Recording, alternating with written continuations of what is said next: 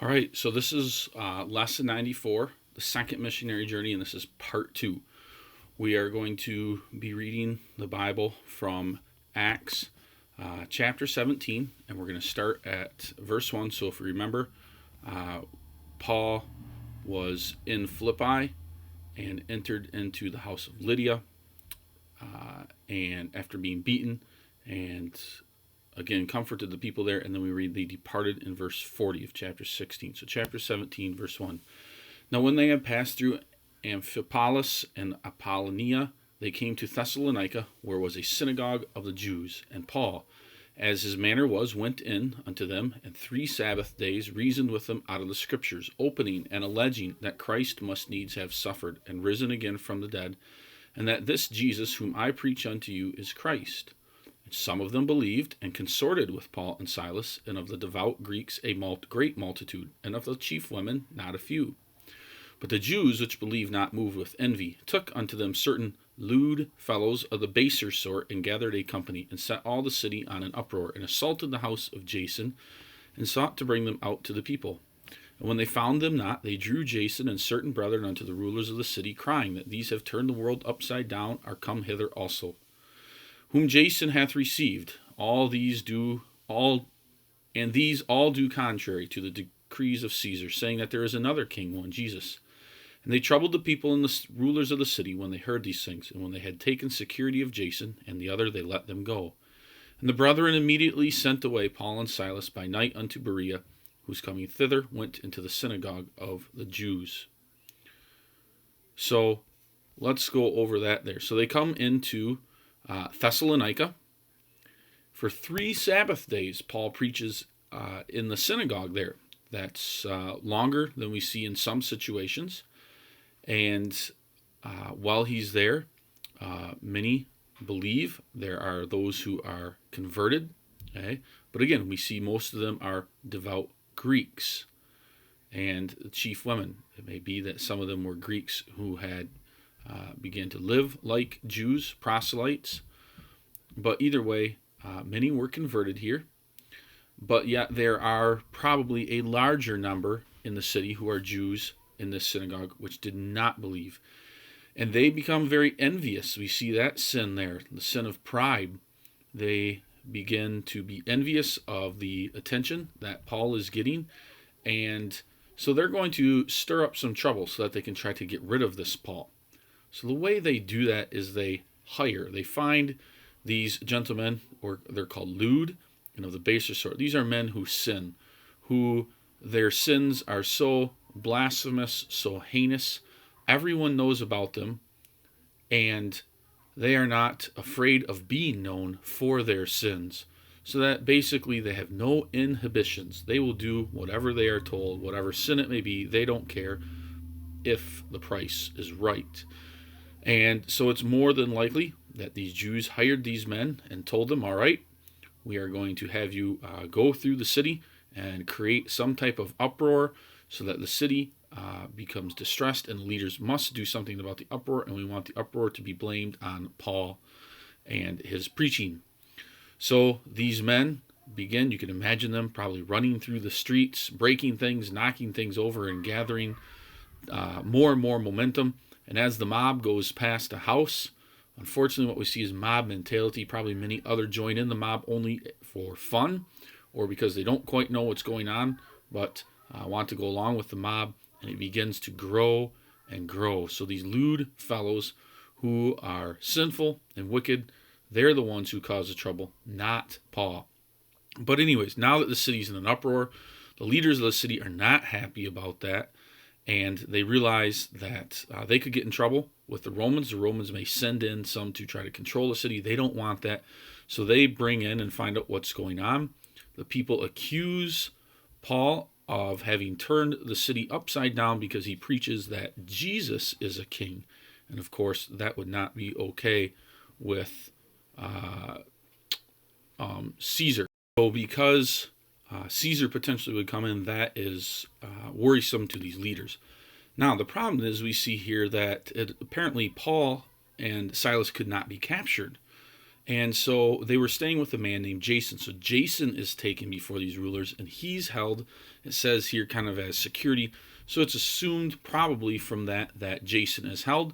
He is reprimanded by the leaders, saying, look, if these men are visitors and they're in your house, you must make sure that they are behaving properly. And if not, then maybe they threatened Jason as well. Meanwhile, the brethren, so those who cared for Paul and Silas, knew what was going on, and that evening quickly sent them away, saying, you must leave, you must get out before something bad happens to you. And so Paul and Silas are taken away, and they go to Berea. So we'll pick that up again at verse 10. And the brethren immediately sent away Paul and Silas by night unto Berea, who coming thither went into the synagogue of the Jews. These were more noble than those in Thessalonica, in that they received the word with all readiness of mind, and searched the scriptures daily, whether those things were so. I want to stop there because that is such an important verse, teaching us of how we are to live. Here are these Berean Christians. They are ready. God has prepared their hearts and minds so that when they begin to hear these things, they want to know. They are thirsty. They are hungry for the scriptures, and they search them daily. A good example for us and how we should, in our own personal devotions, hunger and thirst after Christ and God and want to know more and more and more. So often that example will be used, the Berean Christians, because of their willingness to search the scriptures daily. But let's continue on, verse 12. Therefore many of them believed, also of honorable women which were Greeks, and of men not a few. But when the Jews of Thessalonica had knowledge that the word of God was preached of Paul at Berea, they came thither also, and stirred up the people. And then immediately the brethren sent away Paul to go as it were to the sea, but Silas and Timotheus abode there still. And they that conducted Paul brought him unto Athens, and receiving a commandment unto Silas and Timotheus, for to come to him with all speed, they departed. So in the end, many believed, which is a wonderful thing. God is working here in Berea with the Christians. Paul is able to preach and spread the gospel here, but trouble follows. As we saw in the first missionary journey, here Jews of Thessalonica, they leave and they come, they follow Paul, they figure out what he's doing, that he's preaching. They don't want him anywhere in their region probably, and they come and stir up the people and stir up trouble in the city of Berea, so that immediately Paul and his men need to leave. They are told and instructed and brought away. Paul is whisked to the sea to get away. Silas and Timotheus, who apparently do not face the same danger that Paul does, they abide there still for a time. Paul is sent away to Athens, and arriving there, he sends for Silas and Timotheus, asking for them to come as soon as possible. So let's pick it up there in verse 16 and see what happens here in Athens. Now while Paul waited for them at Athens, his spirit was stirred in him, and when he saw the city wholly given to idolatry, therefore disputed he in the synagogue with the Jews and with the devout persons, and in the market daily with them that met with him. Then certain philosophers of the Epicureans and of the Stoics encountered him, and some said, what will this babbler say? Others, some, he seemeth to be a setter forth of strange gods, because he preached unto them Jesus and the resurrection. Strange gods there, because these men had never heard of Jesus. They had heard probably of Ra, the sun god from Egypt. They had probably heard of Baal, the god of the Philistines. They had heard of many other gods, but they had not heard of Jesus of Nazareth. Obviously the one true God, or God in heaven, the one true God, and his son Jesus. They instead have all these strange gods, in addition probably gods of the Greeks. Verse 19, and they took him and brought him unto Areopagus, and said, may we know what this new doctrine whereof thou speakest is, for thou bringest certain strange things to our ears. We would know therefore what these things mean. What we see here is that these group of Athenians are extremely superstitious. They are worried about knowing and understanding every possible religious bit of information. Not just the true God, but they want to know about every God. And we'll see a little bit here why that is. For all the Athenians and strangers which were there spent their time in nothing else, but either to tell or to hear some new thing. Verse 22. Then Paul stood in the midst of Mars Hill, and said, Ye men of Athens, I perceive that in all things ye are too superstitious. For For as I passed by and beheld your devotions, I found an altar with this inscription, To the unknown God. Whom therefore ye ignorantly worship, him declare I unto you. God that made the world and all things therein, seeing that he is the Lord of heaven and earth, dwelleth not in temples made with hands, neither is worshipped with men's hands, as though he needed anything, seeing he giveth to all life and breath and things. And he hath made of one blood all nations of men for to dwell on the face of the earth, and hath determined the times before appointed, and the bounds of their habitations, that they should seek the Lord, if haply they might feel after him, and find him, though he be not far from every one of us. For in him we live, and move, and have our being, as certain also of your own poets have said, for we are also his offspring. Forasmuch then as we are the offspring of God, we ought not to think that the Godhead is like unto God, or silver, or stone graven by art and man's device.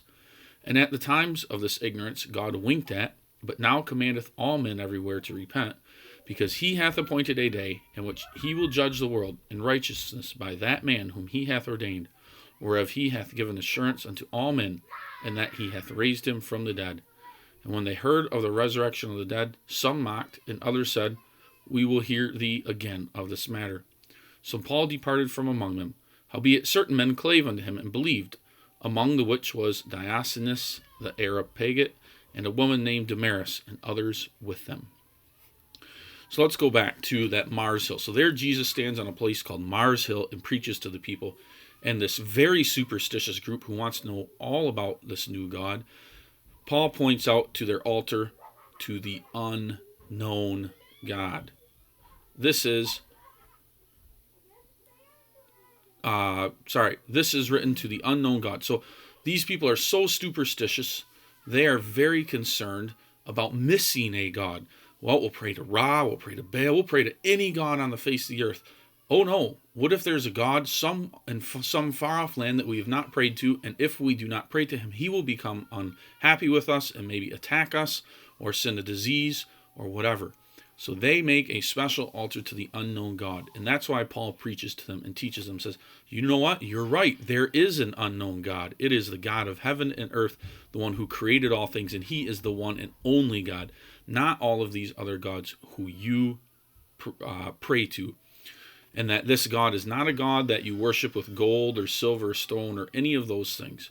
But he is a God in which is in control of all things and the one true God.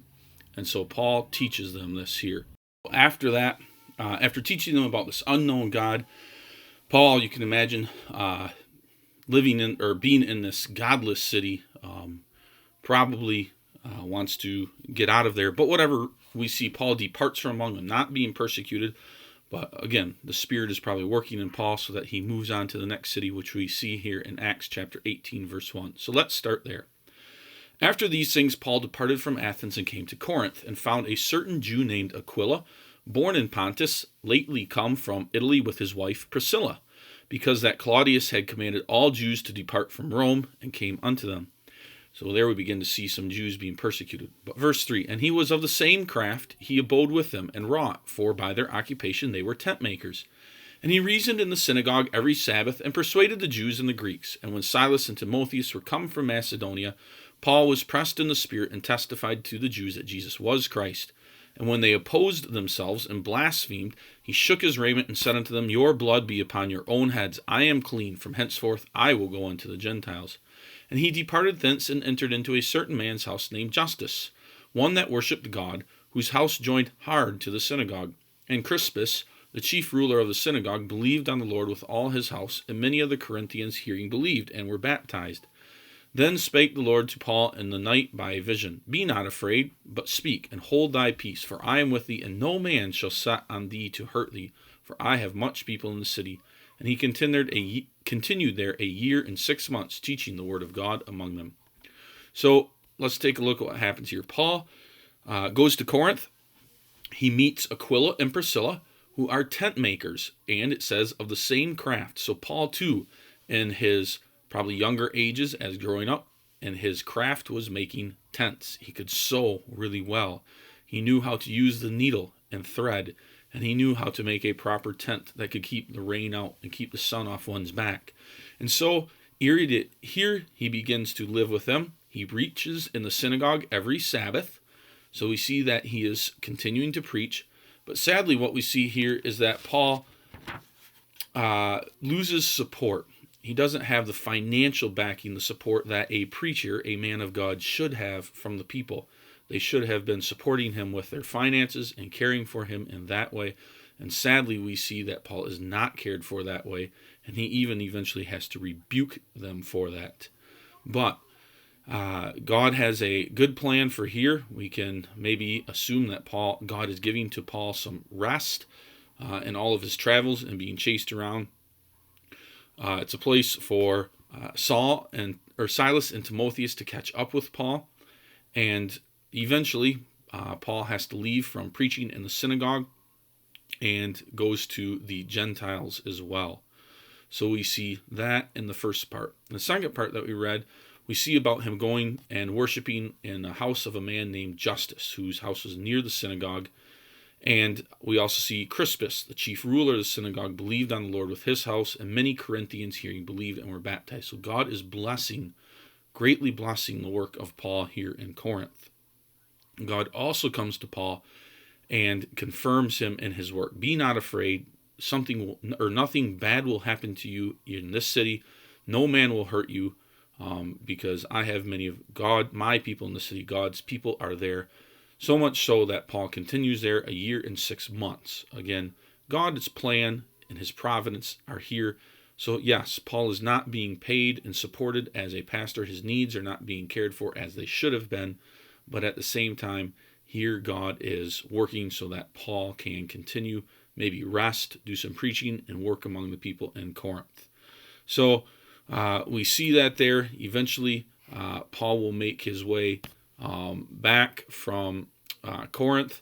Aquila and Priscilla go with Paul. They go on to Ephesus, and then he travels from there to Caesarea, and then to Jerusalem, and then from Jerusalem back to Antioch. So that wraps up the second missionary journey of Paul, and we'll pick up the third missionary journey, the first part, in our next lesson.